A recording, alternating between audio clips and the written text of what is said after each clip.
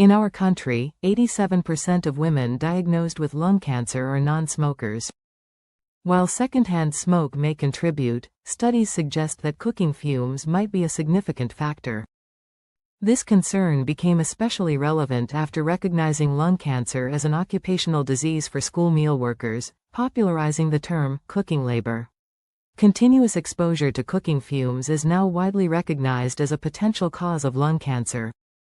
Cooking fumes are produced when oils or fats heat up during cooking, particularly during frying. These fumes, classified as a probable carcinogen, are smaller than fine dust particles, allowing them to reach the lungs' peripheral areas, where non-smoking women are more likely to develop adenocarcinomas. Grilling also produces fine dust, but cooking fumes are a separate concern. In fact, grilling indoors can pollute the air more than outdoor air, making ventilation essential. Studies show that cooking fumes are linked to a significantly higher risk of lung cancer. A 2016 Chinese study found a 74% increased risk, while research in South Korea and Taiwan also highlighted the connection between cooking frequency and lung cancer rates. These findings support classifying cooking fumes as a Group 1 carcinogen. In South Korea, cafeteria workers exposed to cooking fumes have been compensated for lung cancer as an occupational disease, with screenings revealing additional cases. To reduce exposure, improving kitchen ventilation and modifying cooking practices are essential.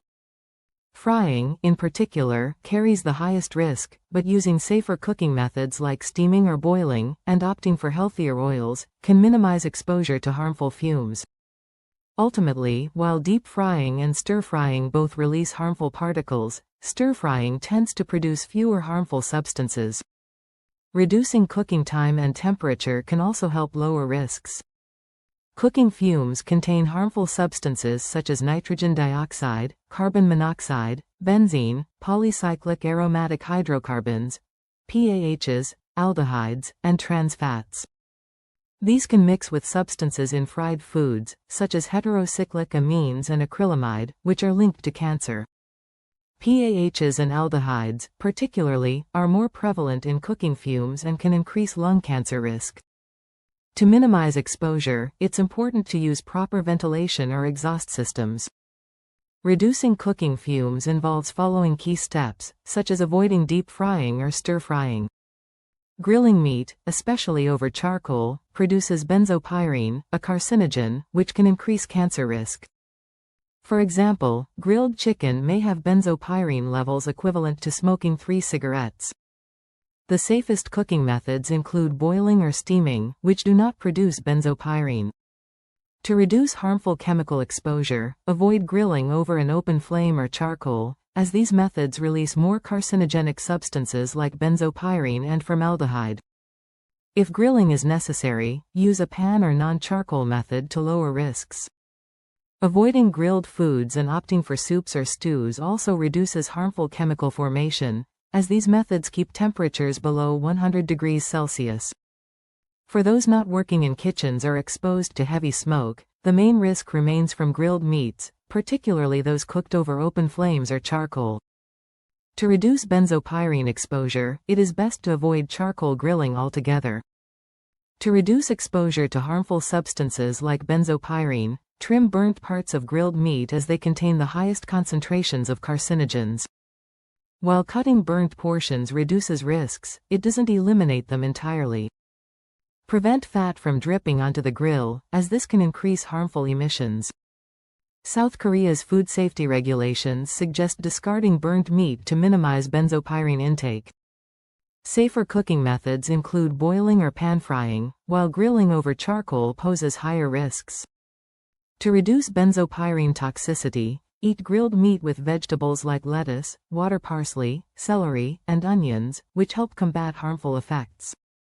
Acrylamide, produced during high-temperature cooking, is linked to cancer.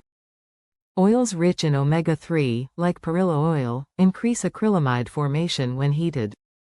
To reduce toxicity, avoid grilling over open flames and use a pan for grilling. Use oils with lower omega-3 content, like olive oil, for safer cooking. Individuals with Asian flush, a condition where alcohol causes facial redness, have reduced ability to detoxify harmful compounds like acetaldehyde. They should avoid certain cooking methods, such as frying eggs with perilla oil, which increases acrylamide levels due to poor aldehyde metabolism. Proper ventilation is crucial in reducing harmful cooking fumes like carbon monoxide, formaldehyde, and volatile organic compounds.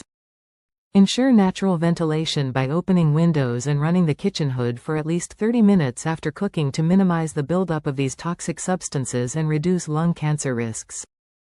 Cooking fumes are created when oils or fats heat up, especially during frying, releasing particles and chemicals that can be harmful. Key substances include nitrogen dioxide, carbon monoxide, and polycyclic aromatic hydrocarbons, PAHs, like benzopyrene, which is carcinogenic. These fumes, particularly from deep frying, can increase the risk of lung cancer. To reduce exposure. 1. Ventilate properly. Always use a kitchen hood and open windows for cross-ventilation. 2. Cook safely.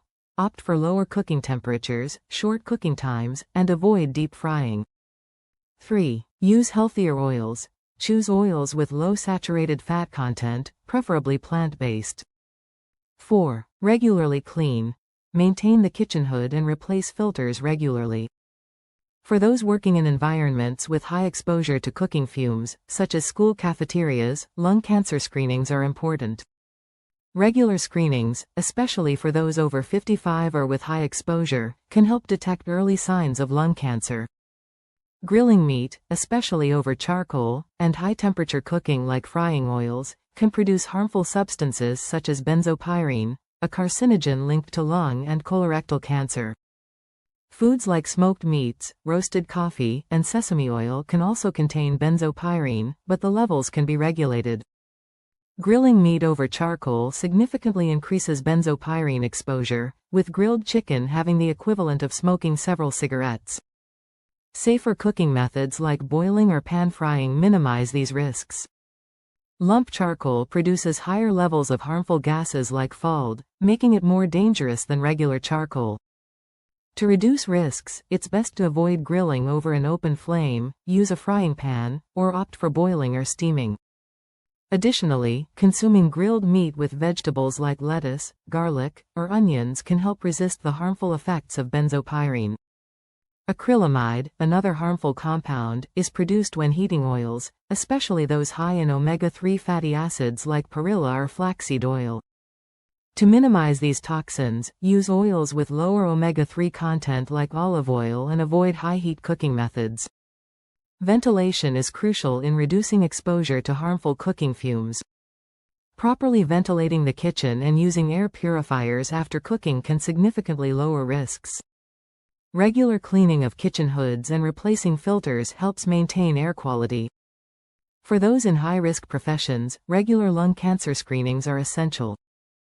In conclusion, reducing exposure to carcinogenic compounds while cooking involves using safer methods, ensuring proper ventilation, and being cautious with high-heat oils and grilling. Regular screenings are advised for those in professions with high exposure to cooking fumes.